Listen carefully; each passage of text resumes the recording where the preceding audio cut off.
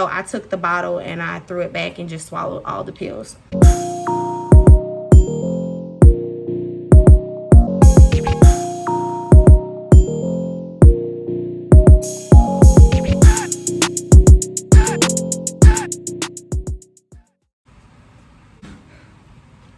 What's up, YouTube? It's your girl Imperfect K back again with another video. I know I've been gone for a while and I'm not going to give you guys the same old spiel. Apologizing. Outside of my channel, your girl has been busy, whether it's a photo shoot, a music video, work. Just, it's been a lot of stuff going on, but I'm back. And the only reason I came back, I was scrolling through my little Instagram, you know, double tapping everything, and I realized today is Mental Health Awareness Day. So that's why I decided to give you guys the the video that I'm giving you now, because, you know, based on the title, you can see what the video is going to be about. So if you're new, welcome to the Imperfect.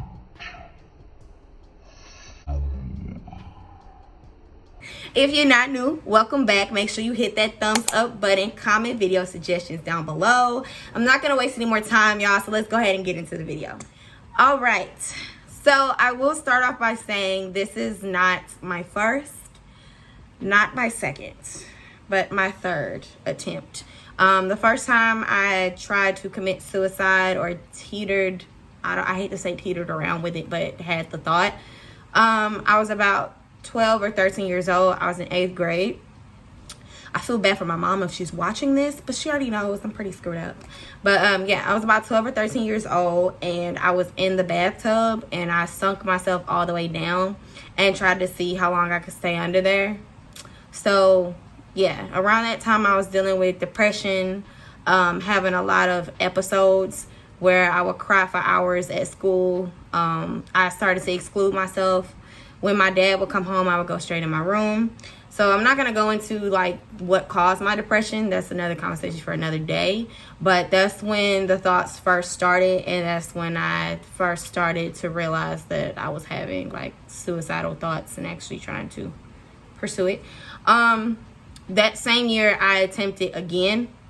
I went to a summer camp, and there I still was having the episodes and everything. And this camp was actually a place that's supposed to be therapeutic for kids. We had a lot of sessions where we would all sit together and the kids would share experiences they had, and the counselors there were actual counselors, so they would teach us how to use I statements and teach us how to find positive ways to cope with things. So this was supposed to be a good place. And while I was there, I remember a girl picked on me because when we were at the bonfire one night, I had to use the bathroom really bad, and I ended up urinating on myself.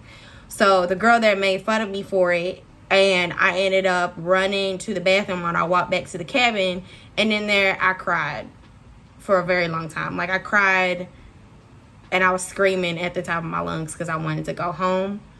I don't know if she was the reason I was crying, but I think it was just like the cherry on top of things I was already going through emotionally.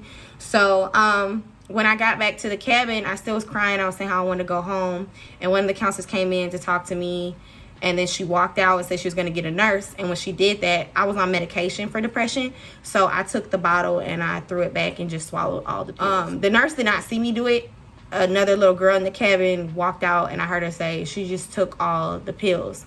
So side note, they didn't know I was on meds for depression. I don't know if my mom didn't mention it. And earlier in that day, I did not take my meds.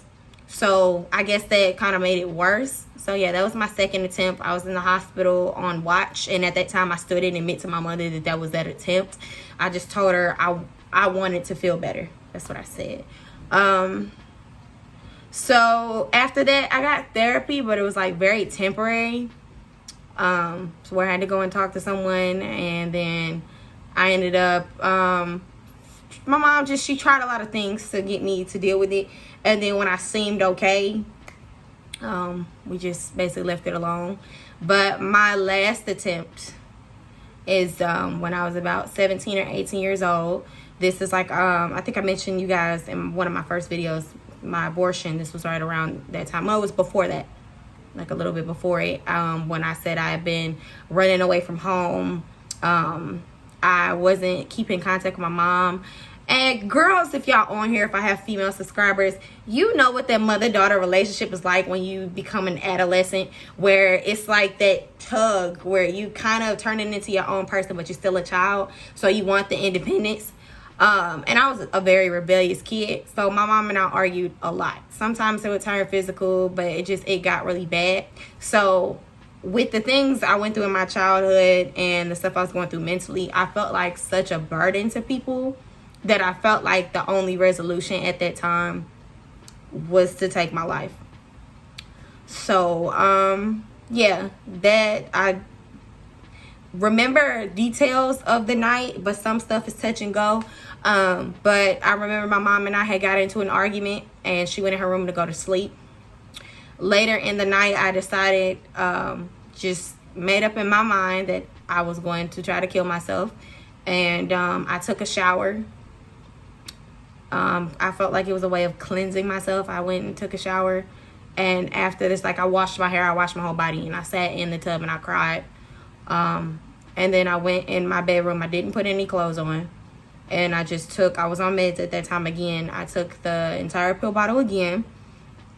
And I think right before I did that, I started messaging my friends. I messaged 2 friends at the time, and I was like saying my goodbyes to them.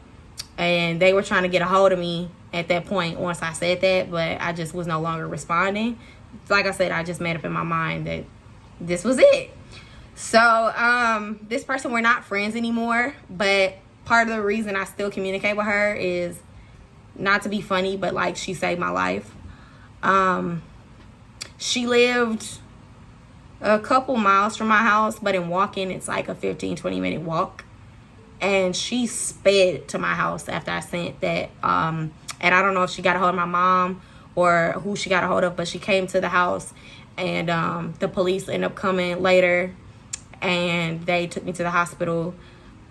I was told that I like blacked out from taking all the meds, and I was unconscious for about 2 days. I don't know what all happened in the hospital. Just after, I know I was put like in some type of psychiatric evaluations and had to be in a I don't like calling it a psych ward, but it was with kids that had other developmental issues or mental disorders and stuff like that, where I had to see counselors and psychiatrists and then get put back on meds.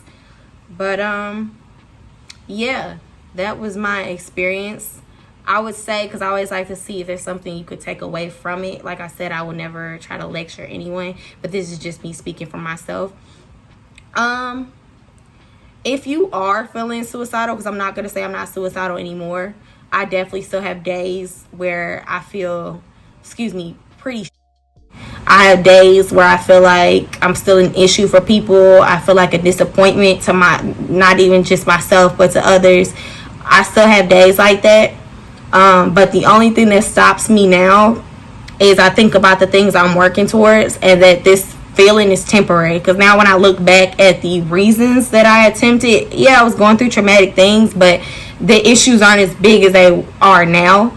So I would say for anybody that is suicidal, think about the people it could hurt, the people that could miss you, because you may feel like you're a burden, but those people really love you. They really care about you. They would be hurt if you did do that. And that whatever the issue is, it's not going to matter by tomorrow. And I don't mean literally tomorrow. I just mean further down the road when you think about it. There are people to talk to, and find positive ways to cope. For me, mine was meditation. It was workouts. It was writing. Writing still is very therapeutic for me. Sometimes it's better for me expressing myself through paper than actually speaking to people.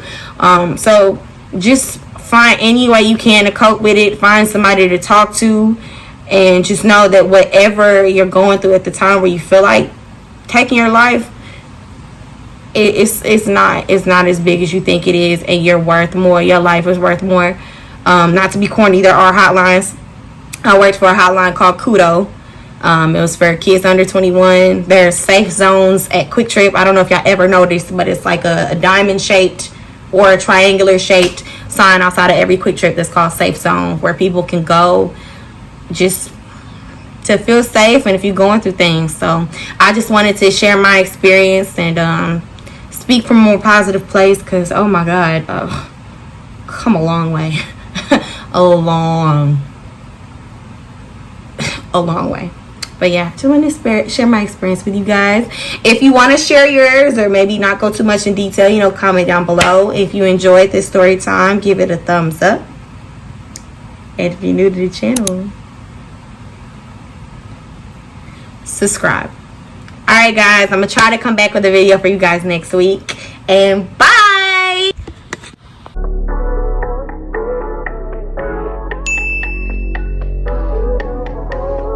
Glory. AB on the track, yeah.